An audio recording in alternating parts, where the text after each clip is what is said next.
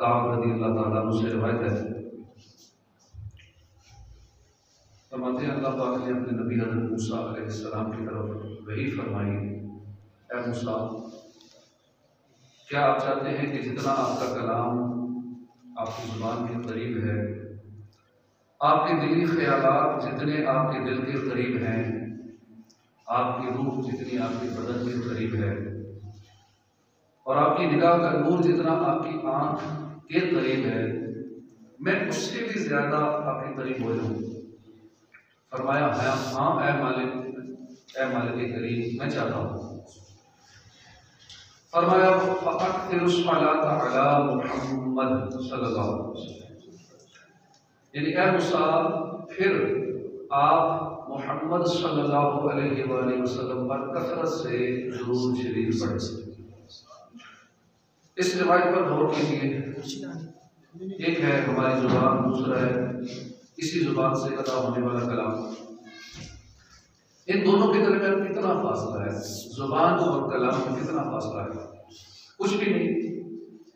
यूं ही हमारा दिल और दिल से उभरने वाले ख्यालात, इनमें कितना फासला है? हमारे बदन और रूह के दरमियान कितना फासला है?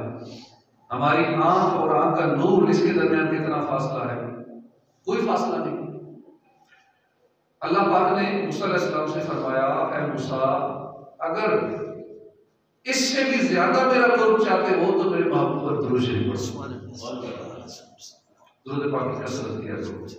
लेकिन हम भी अल्लाह का कुर्ब चाहते हैं, रब्बे करीम का कुर्ब नसीब हो जाए, उसके बाद चाहत ही क्या है? अल्लाह राजी हो जाए, अल्लाह का कुर्ब मिल जाए, अल्लाह की रिजा मिल जाए, और क्या चाहिए? तो कसरत से दुरूद पाक पढ़कर ये कुर्ब हासिल कर सकते हैं। अल्लाह पाक हमें इतनी अजीम नेमत हासिल करने के लिए इतना आसान नुस्खा बता दिया, तो आसान अमल पाबंदी के साथ करने, यानी कसरत से दुरूद पाक पढ़ने की अल्लाह पाक तौफीक अता फरमाए। ऐ खुदा की रजा पढ़ो दुरूद शरीफ, पाओगे कुर्बे खुदा। पढ़ो दुरूद शरीफ, हक का है फैसला, पढ़ो दुरूद शरीफ, जा बजा हर लम्हा पढ़ो दुरूद शरीफ। पढ़ने लगा दुरूद में जब से हुजूर पर, पढ़ने लगा दुरूद में जब से हुजूर पर, हर काम मेरे वास्ते आसान हो गया, हर काम मेरे वास्ते आसान हो गया, जब से दरे रसूल का मेहमान हो गया। सल्लल्लाहु अलैहि सल्लल्लाहु ताला अला मुहम्मद सल्लल्लाहु अलैहि वसल्लम। क़ाल अल्लाह तबारक व तआला, अल्लाह पाक जल्ल शानुहु फरमाता है, वहुवल्लज़ी जअलल-लैल वन-नहार खिल्फ़तन लिमन अरादा अन यज़्ज़क्कर औ अरादा शुकूरा। पारा 19 सूरह फुरक़ान की आयत नंबर 62 हमने सुनने की सादत हासिल की। तर्जुमा कंज़ुल इरफ़ान। और वही है जिसने रात और दिन को एक दूसरे के पीछे आने वाला बनाया। ये उसके लिए निशानी है जो नसीहत हासिल करना चाहता है या जो शुक्र अदा करना चाहता है। यज़्ज़कर औ अरादा शुकूरा। सदक़ल्लाहुल अज़ीम व सदक़ रसूलुहुन नबियुल करीम। साल 2023 गुजरा, इख्तिताम पज़ीर हुआ, 2024 का आगाज हुआ। वैसे तो तारीखी हैसियत इसकी नहीं है, जो कि मुसलमानों के लिए साल मुहर्रम से होता है, लेकिन बहरहाल जो चीज़ शरीयत से न टकराए, कोई दुनियावी चीज़ ऐसी जो शरीयत से न टकराए, उसके साथ चलने में हर्ज नहीं है। जैसे पाकिस्तान बना 14 अगस्त को और 27 रमज़ान को, लेकिन 27 रमज़ान अक्सर आप भूली हुई है, लेकिन 14 अगस्त याद है। 14 अगस्त को मनाते हैं तो चलो मनाएं तो सही, जब भी मनाते हैं मनाना चाहिए, बुरी बात नहीं है। शरीयत से ये चीज़ नहीं टकराती कि 14 अगस्त को मनाएंगे तो शरीयत ने मना की है, मनाएं, मनाना चाहिए। तो 27 रमज़ान जो कि इस्लामी तारीख है, पाकिस्तान बना उसको भी मनाना चाहिए। बहरहाल नया साल ईस्वी के हिसाब से शुरू हुआ और लोगों ने त्यौहार मनाए, अल्लाह गुला हुआ, बहुत कुछ हुआ। बहुत सारी खुराफात का सिलसिला नए साल पे होता है। न्यू ईयर नाइट के नाम पे लोग बहुत गुनाहों का बाजार गर्म करते हैं, जश्न मनाए जाते हैं, हवाई फायरिंग होती है, वन बिलिंग के नाम पर मौत का खेल खेला जाता है, शराबें पी जाती हैं, लाखों रुपए की आतिशबाजी होती है और न जाने कैसे कैसे गुनाहों पर काम होते हैं।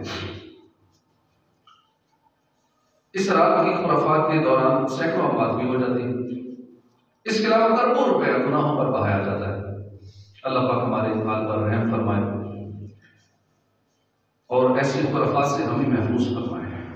दिन के बाद ये रात जो आती है, रात के बाद दिन आता है, हफ्ता गुजरता है, अगला हफ्ता आता है, महीने गुजरते हैं, एक साल के बाद फिर नया साल आना।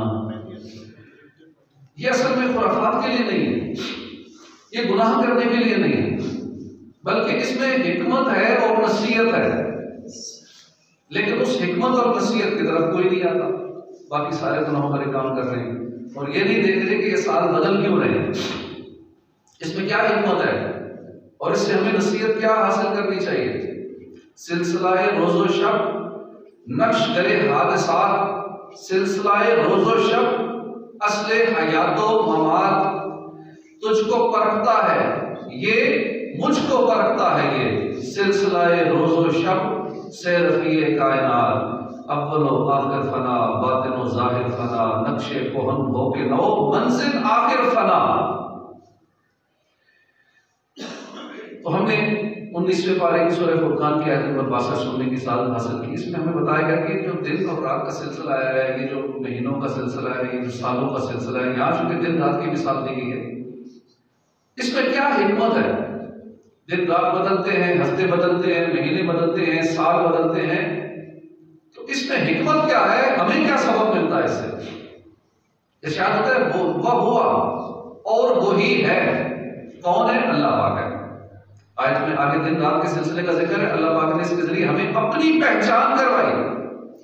यानी इस आयत से पहला सबक ये मिला कि ये दिन रात का आना जाना अल्लाह के वजूद और अल्लाह के एक होने की दलील है। लिहाजा हमें चाहिए कि हम दिन और रात को फजूलियात में ना गुजारें, गौर फिक्र करें, अल्लाह की कुदरत इसके जरिए, उसके इख्तियारात और अपनी बेबसी को पहचाने। इंसान कितना कमजोर है, इंसान कितना बेबस है। तलाश उसको न कर रुतों में, वो है बदलती हुई रुतों में, जो दिन को रात और रात को दिन बना रहा है वही खुदा है। अल्लाह पाक ने फरमाया वह हुआ और वही है। कौन है? अल्लज़ी जअल लैला वन नहार। कौन है? जिसने रात और दिन बनाए। और क्या बनाया? खिलफतन, एक दूसरे के पीछे आने वाला। दिन आता है, रात होती है, रात आता है, रात होती है, दिन आ जाता है। हजारों सालों से ये सिलसिला चल रहा है। ये दिन और रात का एक दूसरे के पीछे आना क्यों है? किस लिए है? दिन आता है, रात आती है, दिन आता है, ये बदल रहे हैं। ये बदलियां किस लिए हैं? फरमाया लिमन अरादा अन यज़क्करा औ अरादा शुकूरा। ये उसके लिए निशानी है जो नसीहत हासिल करना चाहता है या जो अल्लाह का शुक्र अदा करना चाहता है, ये उनके लिए निशानी है। पहला सबक हमें ये मिला, अल्लाह पाक ने फरमाया खिलफतन, एक दूसरे के पीछे आने वाला। यानी दिन और रात ये एक दूसरे के नायब है। मतलब ये कि रात के बाद दिन का आना, एक हफ्ते के बाद दूसरे हफ्ते का आना, एक महीने के बाद दूसरे महीने का आना, एक साल के बाद दूसरे साल का आना, ये इसलिए नहीं हम जश्न मनाएं, हम गुनाहों का बाजार गर्म करें, फजूलियात में खो जाए, गुनाह करें, खुराफात में पड़े, गफलत में पड़ जाए, बल्कि ये बेदार होने के लिए है। ये दिन आता है हमें जगाने के लिए, कुछ कर लो। रात में जो गुनाह किए उनसे अब तौबा कर लो, बच जाओ। रात को जो नेकियां नहीं कर सके अभी कर लो। दिन गुजर जाता है, रात आती है, तो वो भी इसलिए आती है, दिन को जो कमियां रहेगी अब पूरी कर लो। रात आ गई है, महीना गुजरा, साल गुजरा, अब हम गौर करें हमने पिछले साल क्या कमियां कोताहियां रह गई, अपने रब की क्या क्या नाफरमानियां की, अब नहीं करेंगे। तो इसके लिए अपनी पिछली कोताहियों पर शर्मिंदा होने के लिए है, अपनी कमियों को पहचाने, अपनी खामियों का एहसास करें और नए दिन, नए हफ्ते, नए महीने और नए साल में इन कमियों, कोताहियों, खामियों को दूर करने में मसरूफ हो जाए। लेकिन ऐसा नहीं है, हम रूटीन के मुताबिक जैसा 2023 गुजरा, 2024 भी गुजर ही जाएगा। बस सुबह होती है, शाम होती है, उम्र यूं ही तमाम होती है, उसी तरह रूटीन के मुताबिक हमारी जिंदगी फिर हुई जाती है। जो सुस्तियां थी वैसे की वैसे ही है, जिस कंफर्ट जोन में थे बस वही चल रहा है, चेंजिंग नहीं आई, कोई तब्दीली नहीं आई, कोई पर्पस नहीं बना, कोई एम ऑफ लाइफ नहीं बना, कोई टारगेट नहीं बने कि अब ये करना है, वो मकसद हो ना जिंदगी का, क्या मैंने ये करना है। तो वो फिर सोने नहीं देता, नींदें उड़ जाती है। फिर जब मतलब बिस्तर से सुबह उठता है तो फिर वो अकड़ नहीं भरता रहता, या खारिश नहीं करता रहता, बिस्तर में पलसीटियां नहीं मारता रहता, वो उसे फौरन वो मकसद और वो पर्पस वो उठने पे मजबूर कर देता है कि नहीं मेरे बहुत सारे काम हैं, एक एक मिनट का हिसाब रखना है, एक एक सेकंड बचाना है, एक एक मिनट बचाना है, मेरे इस दिन के ये काम है। फिर वो सुस्तियों नहीं पड़ता, सुस्तियों में वही पड़ता है जिसकी जिंदगी का कोई पर्पस नहीं होता, जिसकी जिंदगी एमलेस होती है, बेमकसद जिंदगी जिसकी होती है। वो बंदा सोचता क्या करूं, अब मोबाइल उठा लूं, अब टिकटॉक पे लग जाऊं, अब क्या करूं, अब यूट्यूब पे कर लेता हूं, अब फेसबुक का खोल लूं, अब सोशल मीडिया को कंज्यूम करने वाले कंज्यूमर बन गए बस, और टाइम पास करने के तरीके से कैसे पास हो, चाहे गुनाहों में पास हो, जिस तरह टाइम नहीं गुजर रहा। टाइम उनका नहीं गुजरता जिनका कोई मकसद नहीं होता, जिनके पेशे नजर मकासद होते हैं जिंदगी के, उनके पास तो एक मिनट नहीं बचता फजूलियात है। वो अपने एक एक सेकंड का हिसाब रखते हैं, अपने एक एक माइक्रो नैनो सेकंड का हिसाब रखते हैं, खुराफात में नहीं पड़ते। तो नया साल आया है अपनी कमियों को दूर करने के लिए, अपने मकासद को अचीव करने के लिए, अपने गुनाहों से सच्ची तौबा करने के लिए, अपनी बकिया जिंदगी कब्र आखिरत की तैयारी में गुजारने के लिए। हज़रत साहब ने नबी वकास फरमाते फतवा सैयदना फारूक आज़म रात को तिलावत ना कर पाए और मुमकिन हो गए, क्योंकि सहाबा कराम जब कोई इबादत किसी वजह से रह जाती थी तो परेशान हो जाते थे। अल्लाह वालों का यही मामूल रहा है। तो हुजूर की बारगाह में हाजिर हुए, हुजूर ने फरमाया ऐ अबी खत्ताब, अल्लाह ने तुम्हारे लिए एक आयत नाज़िल फरमाई है, वहुवल्लज़ी जअलल लैला वन्नहारा खिलफ़तन लिमन अरादा अन यज़्कुर। ऐ उमर, अगर रात को नवाफिल ना पढ़ पाओ तो दिन में पढ़ लो, जो नेकियां दिन में ना कर सको रात में कर लिया करो। तो मालूम हुआ कि दिन और रात का आना जाना, हफ्तों का आना जाना, महीनों का आना जाना, सालों का आना जाना फुज़ूलियात में मशगूल होने के लिए नहीं है, बेदार होने के लिए। ये साल नया आया है हमें जगाने के लिए, गफलत में पड़ने के लिए नहीं आया। ये इसलिए है कि हम अपनी पिछली कमियों को, कोताहियों को पहचाने, महरूमियों को पहचाने, दिल से उन पर शर्मिंदा हो, एहसास पैदा करें, उन कमियों का इजाला कर लें। जो नेकियां पिछले साल नहीं कर पाए अब शुरू कर दें, जो रह गई अब पूरी कर लें, जो दिन में रह गई वो रात को पूरी कर लें, जो रात को रह गई वो दिन में पूरी कर लें। अगर दुनिया और आखिरत में कामयाबी चाहते हैं तो अपनी जिंदगी का एक उसूल बना लें, अपने पास लिख लें। बहुत सारे हम मोटिवेशनल स्पीकर्स को सुनते रहते हैं, टाइम मैनेजमेंट के हवाले से सुनते रहते हैं। दो उसूल याद रखें कि हमारे कभी भी 2 दिन एक जैसे नहीं गुजरने चाहिए। हमारे अमाल में, हमारे किरदार में, हमारे अखलाक में, हमारे इल्म में, हमारे अमल में हर रोज प्रोग्रेस होनी चाहिए, हर रोज कुछ ना कुछ तरक्की होनी चाहिए, कुछ ना कुछ रोजाना इजाफा होना चाहिए।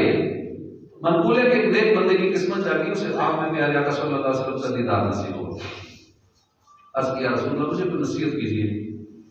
प्यारे नबी रसूल हाशिमी सल्लल्लाहु अलैहि वसल्लम ने फरमाया कि जिसके 2 दिन एक जैसे हो, यानी जैसे कल का दिन गुजरा वैसे ही आज का गुजरा। मसलन कल अगर 5 नेकियां की थी, आज भी 5 नेकियां की हैं, इजाफा नहीं हुआ। कल अगर 500 नफल पढ़े थे, आज भी 500 नफल पढ़े, कोई इजाफा नहीं किया। एक जैसे दोनों दिन गुजरे, ऐसा शख्स हुजूर ने फरमाया धोखे में। और जिसका आज कल से ज्यादा बुरा गुजरा, कल जो गुनाह नहीं किए थे आज वो भी कर डाले, जिसका पिछला दिन आज से बुरा, आज वाला दिन कल से भी ज्यादा बुरा गुजरा, तो वो मलऊन है। और मैं कराम फरमाते कि सिद्दीकीन इस बात से हया करते, सिद्दीक कहते हैं ये औलिया कराम के अंदर एक बहुत बड़ा दर्जा है, बहुत बड़ा रुतबा है। सिद्दीकीन इस बात से हया करते थे उनका आज का दिन कल जैसा गुजरे। कल अगर 10 नेकियां की थी तो आज 15-20 नेकियां कर दी। कल अगर 1000 दुरूद पाक पढ़ते तो आज 2000 दुरूद पाक पढ़ने, अपनी नेकियों में इजाफा करना है। काश हमें नसीहत मिले, हम इबरत लें, हम फिक्र आखिरत अपनाएं। एक साल तो खत्म हो गया, काश इस साल हम बदल जाएं, इस साल हमारा किरदार ठीक हो जाए, हमारे अखलाक ठीक हो जाए, हमारी आदत बदल जाए। ये साल हम अच्छे अंदाज में गुजारें, गुनाहों से बचते हुए गुजारें, नेकियों में गुजारें। लिहाजा हमें अपने पिछले साल का जायजा भी लेना चाहिए, बल्कि रोजाना जायजा लें। दिन गुजरे शाम को जायजा लें, मेरा दिन कैसा गुजरा, हिसाब लगाएं कि कितनी मेरी पिछली जिंदगी की या पिछले साल की नमाजें कज़ा हो गई, उस कज़ा नमाजों को अदा करने की खूबसूरत बनाएं। कितने रोजे रह गए उनकी जल्द जल्द कज़ा कर लें, कितनी तिलावत में कमी रह गई उस कमी को पूरा कर लें। अगर नियत अभी से भी कर लेना कि मैं रोजाना कम से कम 19 आयत कुरान पाक की तिलावत करूंगा, तो इस साल के अंदर कुरान पाक पूरा कंप्लीट खत्म कर लेंगे, 30 पारे मुकम्मल हो जाएंगे एक साल के अंदर। अभी कुछ दिन गुजर गए हैं, चले अभी वो पिछली भी कमी पूरी करके थोड़ा टाइम एक्स्ट्रा लगा के उसके बाद फिर 19 आयत वाला एक स्केड्यूल बना ले अपना। रोजाना 19 आयत कितना टाइम लगेगा, थोड़ा सा टाइम लगना है, और इंशाल्लाह इस साल के अंदर अंदर पूरा कुरान पाक खत्म हो जाएगा। और अगर बिलफर्ज ना भी खत्म कर सके, उससे पहले मौत आ गई तो सवाब तो मिल जाएगा, क्योंकि नियत थी कि मैं इस साल कुरान पाक पूरा कंप्लीट खत्म करूंगा, 30 पारे पढ़ूंगा, तो मौत पहले ही आ गई, इसी महीने में आ गई, बाकी 11 महीनों का वैसे सवाब मिल जाएगा। इसमें खत्म करने की नियत की थी, मुसलमान की नियतों पर भी उसको सवाब मिलता है कि वो नियत कर ले मैं ये भी नेकी करूंगा, ये भी करूंगा, ये भी करूंगा, सारी नेकियों का सवाब मिल जाता है, बेशक वो दुनिया से पहले ही चला जाए। उसकी नियत थी और वो अपने उस नियतों पर उसका अजर पाएगा। तो अल्लाह पाक हमें इसकी तौफीक अता फरमाए। दूसरा सबक जो हमें मिला इस आयत करीमा से, अल्लाह पाक ने फरमाया लिमन अरादा अन यज़क्कर, ये उसके लिए निशानी है जो नसीहत हासिल करना चाहता है। यानी कि जो दिन रात का बदलना है, लैल और नहार का बदलना है, इसमें हमारे लिए नसीहत है। ये जो हफ्तों का, महीनों का, सालों का बदलना है, इसमें हमारे लिए नसीहत है, इसमें हिकमत है। तज़क्कुर, नसीहत हासिल करें, गफलत से जागे, नया रात, नई रात, नया साल, इससे इबरत लें। मतलब ये कि दिन के बाद रात, रात के बाद दिन, साल के बाद नया साल, ये हमारे लिए नसीहत है, इबरत है। अगर हम इससे फायदा उठाना चाहते हैं तो हमें चाहिए कि इबरत और नसीहत लेने वाले बन जाए। दिन और रात का आना जाना, सालों का आना जाना हमें पैगाम फना देता है। हर रोज सूरज का डूब जाना हमें पैगाम फना देता है। जिस तरह रोजाना हम सूरज को डूबता देखते हैं, इसी तरह ये भी सोचे कि मेरी जिंदगी का सूरज भी एक दिन गुरूब हो जाए, नया सूरज निकलेगा, हम उसे देखने के लिए नहीं होंगे। कितने हमारे साथ में लोग दुनिया से चले गए, हमारे घरों से कितने जनाजे उठ गए।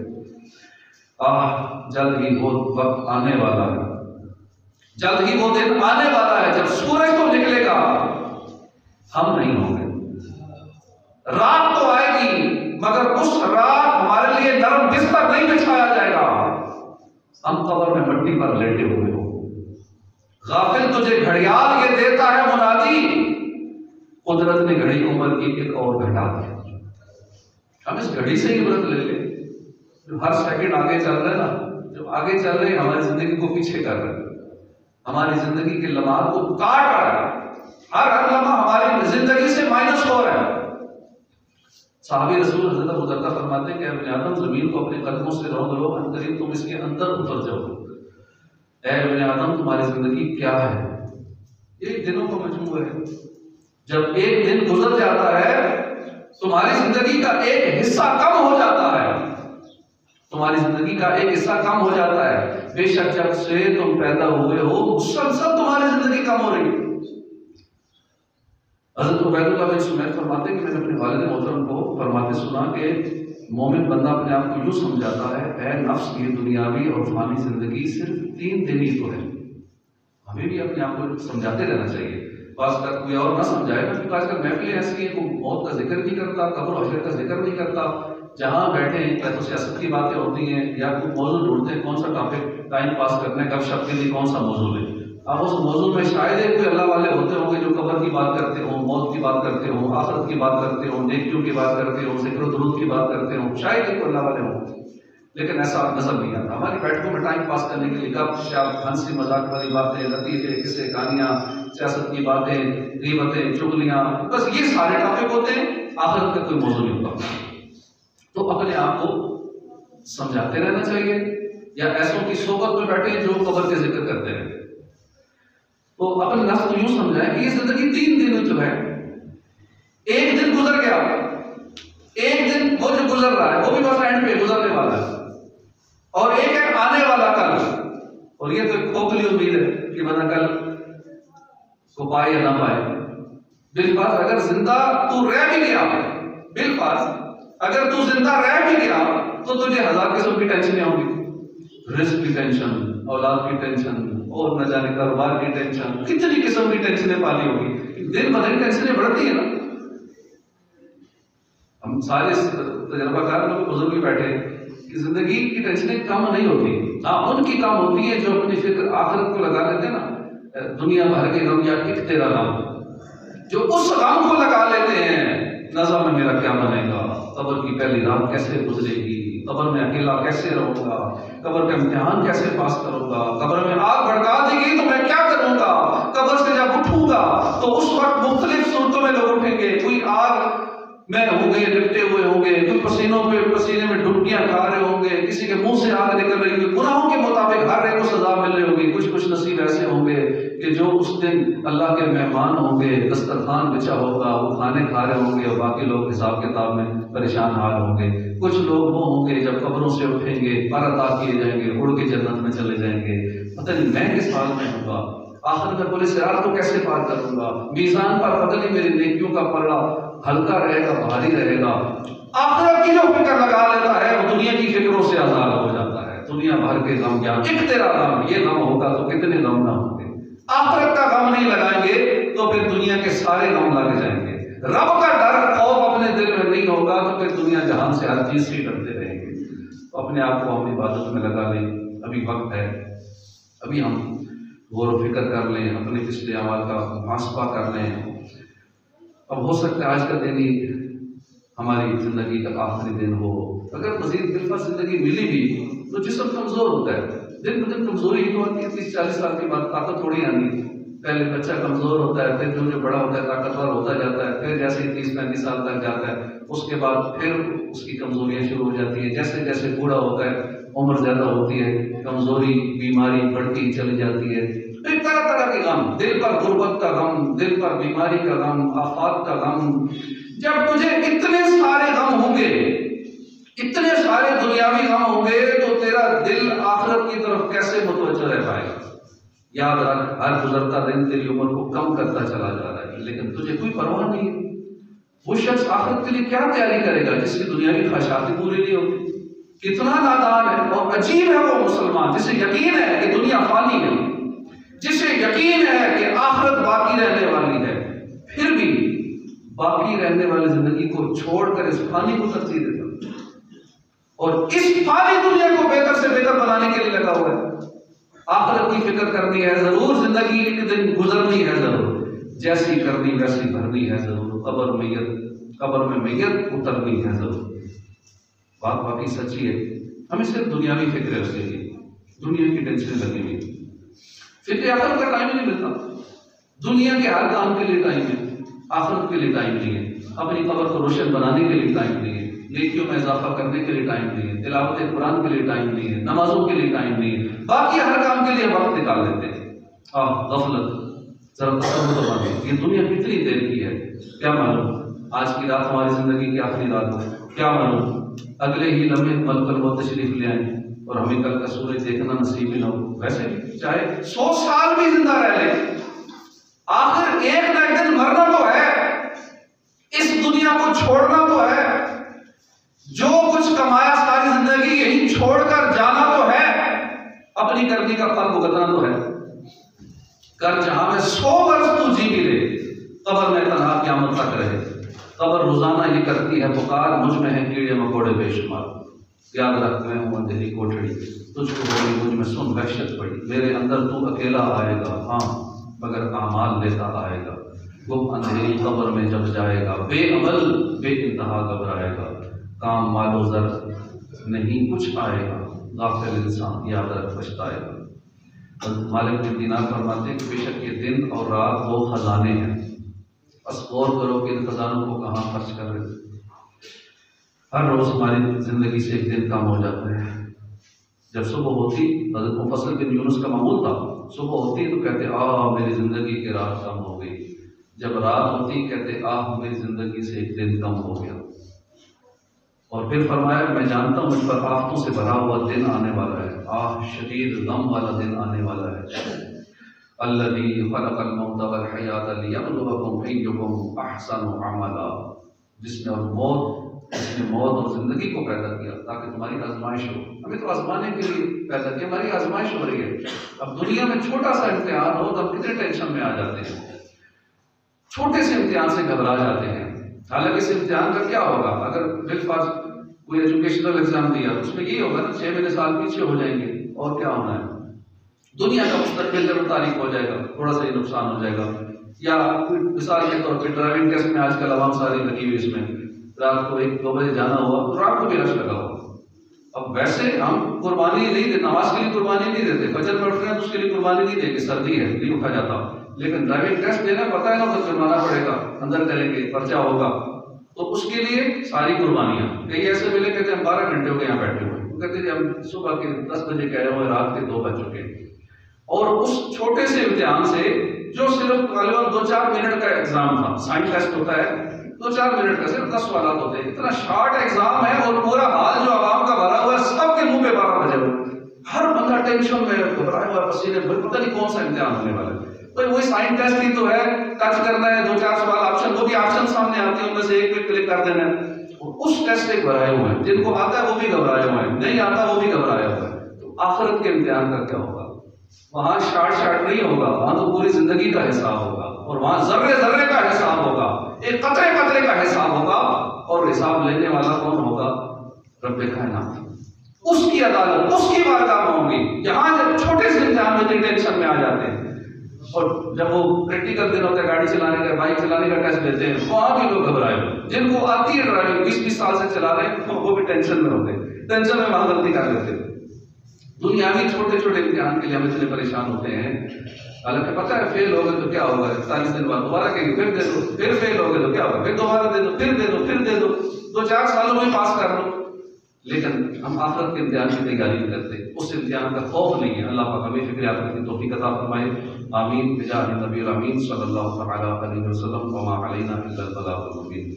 तावीज़ात अतारिया का रोजाना यहाँ हफ्ता लगता है, जिसके तावीज़ात लेने हो, नजर जादू टोना वगैरह दीगर मसाइल जिन्नात हासिदीन कैसत के लिए, तो बहुत सारे जुमला